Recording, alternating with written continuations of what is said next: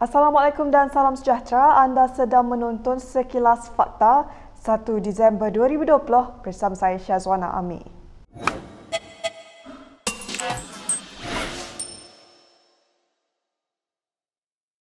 Timbalan Speaker Dewan Rakyat Rashid Hasnun memaklumkan terdapat kesilapan pada jumlah ahli parlimen yang menyokong RUU Perbekalan 2021 peringkat jawatan kuasa bagi Kementerian Keuangan semalam. Jumlah sebenar ahli parlimen yang menyokong adalah 106 orang dan bukannya 107 seperti dimaklumkan. Kesilapan berlaku apabila ahli Parlimen Tasik Gelugur, Syabuddin Yahya tersilap menandakan bahawa ahli Parlimen Padang Rengas, Nazri Abdul Aziz turut menyokong RUU itu. Ketua-ketua, oleh itu, saya meminta keputusan belah bahagian bagi Kepala B10, B11 dan B12, anggaran perbelanjaan mengurus 2021 Kementerian Keuangan daripada 18 yang tidak hadir kepada 19. Speaker. Dan Penjelasan. Dan 107 ahli bersetuju kepada kurang satu jadi 106. Manakala 95 ahli kekal tidak bersetuju. Pengumuman itu bagaimanapun menimbulkan bantahan daripada beberapa ahli parlimen pembangkang dan mahu tindakan diambil ke atas Syabuddin. Syabuddin kemudian menjelaskan bahawa dia tidak berniat untuk menipu Dewan Rakyat selepas tersilap membuat penandaan. Pokok senar ini bukan untuk pertengkaran. Ini untuk penjelasan. Saya tidak ada niat untuk menipu Dewan dan sebagainya. Dan itu kalaupun dianggap sebagai satu kesalahan, saya telah memaklumkan dengan ikhlas kepada Speaker.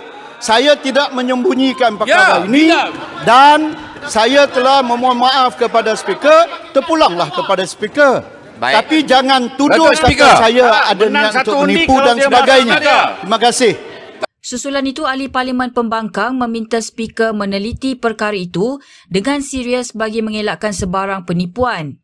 Antara lain, ahli parlimen Kuantan Fuziah Saleh menyebut peraturan mesyuarat bahawa ahli parlimen yang bertindak sebagai penghitung mesti dengan jelas bertanya kepada setiap ahli blok mengenai undi mereka. Tuan Yang di-Pertua, tidak boleh menggunakan presiden yang lepas kerana ketika itu majoriti kita jauh berbeza. Hari ini, kerajaan pada hari ini hanya ada majoriti 2 undi. Maka tidak boleh digunakan presiden itu sebagai hujah untuk mengatakan menerima alasan yang diberikan oleh penghitung Tasik Gelugur.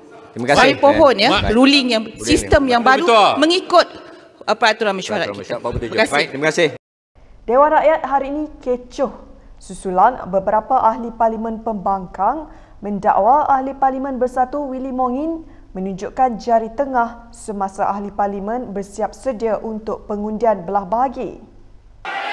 Saya tempohkan selama 10 minit. Assalamualaikum. Speaker, Puncak Borneo tunjuk jari tengah. Tindakan mesti diambil. It's middle finger. Mereka mendakwa ahli Parlimen Puncak Borneo itu menunjukkan jari tengahnya kepada anggota Parlimen pembangkang dan menggesa Speaker Azhar Azizan Harun supaya mengambil tindakan. Insiden ini berlaku selepas Willy yang juga Timbalan Menteri Perusahaan, Peladangan dan Komoditi 2 menggulung RUU Perbekalan 2021 peringkat jawatan kuasa kementeriannya. Willy bagaimanapun menafikan dakwaan itu. Terima kasih Tuan Pengerusi. Ingin saya perjelaskan bahawa saya tidak menunjukkan jari tengah saya. Mungkin mereka tersilap nampak. Tetapi kalau mereka beranggapan sedemikian, saya bersedia meminta maaf. Terima kasih. Aku saja buat, kamu buat. Sebelum itu, Dewan Rakyat turut kecoh apabila beberapa ahli parlimen pembangkang bersorak pengkhianat yang ditujukan kepada Willy yang merupakan bekas anggota PKR. Seorang pemimpin kanan UMNO hari ini secara terbuka menyatakan matlamat parti itu untuk menguasai semula kerajaan yang kini diketuai Bersatu melalui Perikatan Nasional dengan kerjasama PAS. Naib Presiden UMNO Muhammad Khalid Nordin berkata, sebagai parti politik Melayu tertua dan terbesar, UMNO tidak akan memadamkan mandat dan tugasnya sebagai parti nasionalis dan teras kepada politik Melayu Islam.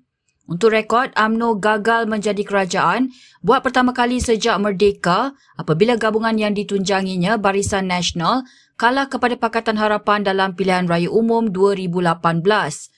Ia kemudian memeterai kerjasama dengan PAS yang menjadi seterunya selama berpuluh-puluh tahun melalui Muafakat Nasional. Walaupun UMNO menjadi sebahagian daripada Kerajaan Perikatan Nasional di bawah pentadbiran Presiden Bersatu Muhyiddin Yassin, UMNO terus menunjukkan rasa kurang senang dengan layanan yang diberikan Bersatu dalam pentadbiran negeri dan negara.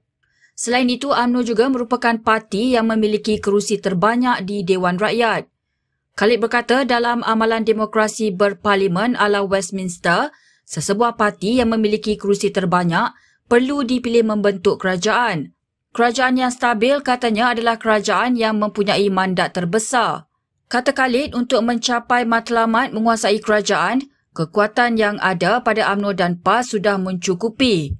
Menurutnya, kedua-dua parti itu memiliki kekuatan yang berbeza di mana UMNO mempunyai pengaruh dan kekuatan akar umbi lebih besar, manakala PAS ada kelebihan tersendiri dalam mewakili orang Melayu.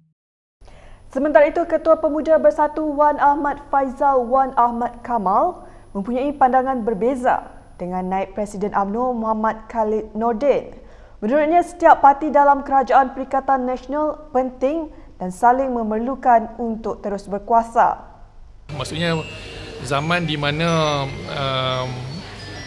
kita ada satu parti tunggal yang boleh memerintah, saya rasa sudah tidak berlaku lagi zaman ini sebab perubahan demografi politik yang ada sejak PRU14.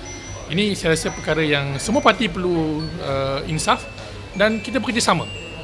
Kalau kita bergeser, kita tidak akan mampu menubuhkan kerajaan. Ketika diminta mengulas mengenai spekulasi bahawa UMNO tidak dilayan dengan adil oleh Bersatu, beliau menafikan tanggapan itu. Tuduhan itu persepsi yang salah dari luar, pihak dari luar. Dan ini kita dah ketengahkan beberapa kali dalam perbincangan dan hubungan antara presiden sangat baik. Semalam saya maklum Tuan Guru Jadi, Dr. Rizal Hamidi berjumpa dengan Yang Amat Perdana Menteri untuk perbincangan lanjut tentang pengukuhan perikatan ini. Wan Ahmad Faizal yang juga Timbalan Menteri Belia dan Sukan sebelum itu mengunjungi penghantar makanan bermotosikal untuk mendengar masalah mereka serta menyarankan agar undang-undang buruh diubah untuk melindungi golongan berkenaan. Kes COVID-19 di Malaysia terus mencatatkan kes 4 angka apabila 1,472 kes baru dan 3 lagi kematian diumumkan hari ini. Daripada jumlah itu, 1,467 merupakan kes tempatan dan 5 lagi kes import. Selangor mencatatkan kes tertinggi iaitu 891 kes, diikuti oleh Sabah 267 kes dan Negeri Sembilan 146 kes. Sebahagian besar kes di Selangor dikesan di kluster teratai yang melibatkan pekerja kilang pembuatan sarung tangan getah Top Glove di Kelang. Kluster tersebut mencatat 778 kes hari ini. Jumlah kes aktif dengan kebolehjangkitan COVID-19 di Malaysia setakat ini adalah sebanyak 10,495 kes. Sementara itu, Ketua Pengarah Kesihatan Dr. Nur Hisham Abdullah turut memaklumkan seramai 1,552 pesakit disahkan sembuh hari ini. Ini menjadikan jumlah keseluruhan kes sembuh adalah sebanyak 56,311 kes atau 83.9% daripada keseluruhan kes.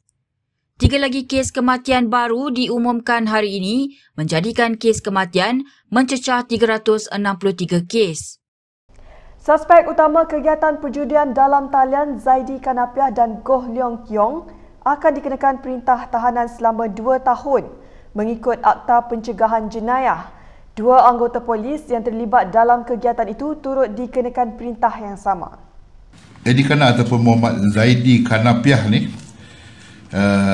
Edwin Goh ataupun Goh Leong Yong bersama lagi 2 anggota polis yang telah kita tahan, telah dikenakan perintah tahanan selama 2 tahun di 3 tempat Pusat Pemulihan Khas ataupun PPK iaitu di PPK, Pusat Pemulihan Khas Siparenggam, Pokok Sena dan di Bentong Pahang. So perintah ini telah dikeluarkan pada 25 hari bulan November dan juga pada 26 hari bulan November. Selain itu, Huzair mengumumkan polis turut menahan seorang suspek lelaki warga Cina dikenali sebagai Chen Dewey yang berusia 31 tahun. Dia dipercayai mengetuai sindiket Macau scam di negara ini dan telah ditahan dalam operasi khas di Mont Kiara pada 15 hingga 20 Oktober lepas. Chen Dewey ini adalah seorang warga negara China yang kita percaya bahawa dia adalah orang yang mengetuai kumpulan ini. Dan dia juga mempunyai dalam wanted list negara China.